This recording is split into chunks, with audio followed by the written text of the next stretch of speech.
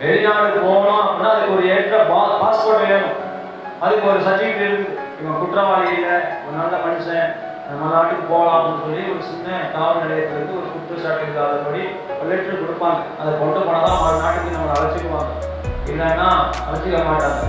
உடம்புல இந்த மாதிரி வியாதி இல்லை, பலவீனம் இல்லை, நல்லா சுகமாக இருக்கிறான், ஆரோக்கியமாக இருக்கிறான்னு சொல்லி மருத்துவமனையில் போய் ஒரு சர்டிஃபிகேட் வாங்கணும். அப்படி வாங்கினாதான் வெளிநாட்டுக்கு என்ன முடியும், போக முடியும். அது மாதிரி ஒவ்வொரு விஷயத்துக்கும் சமுதாயத்துல ஒவ்வொரு சர்டிஃபிகேட் கேட்கறான். ஒரு நாட்டுக்கு இன்னொரு நாட்டுக்கு போறதுக்கு ஒவ்வொன்றையும் கேட்கறான். ஆனா எல்லாத்தையும் நம்மள ஆண்டவர் பரலோகம் அழைச்சிட்டு போகணும். பரலோகம் போகணும்னா நம்மளுக்கு சில விஷயங்கள் வேணும்ல, நம்மளுக்கு சில சர்டிஃபிகேட் வேணும்ல, பரிசுத்த சர்டிஃபிகேட் வேணும்ல, நீதியான சர்டிஃபிகேட் வேணும்ல, உண்மை உத்தம பரிசுத்தமான சர்டிஃபிகேட் வேணும்ல, ஜெபிக்கிற மக, வேதவாசிக்கிற மக, ஊழியத்தை செய்யற மக, ஊழியத்துக்கு தாங்குற மகன்னு சொல்லி ஏதோ ஒரு சர்டிஃபிகேட் வாங்கணும்ல, ஏதோ ஒரு பட்டம் வாங்கணும்ல, ஏதோ ஒரு பேர் எடுக்கணும்ல. சும்மா சும்மா வந்துட்டு சும்மா சும்மா போறதுக்கு என்னது மாமியார் விடாது. தேவனுக்கு மகிமை உண்டாகட்டும். ரட்சிப்புக்காக காத்திருங்க.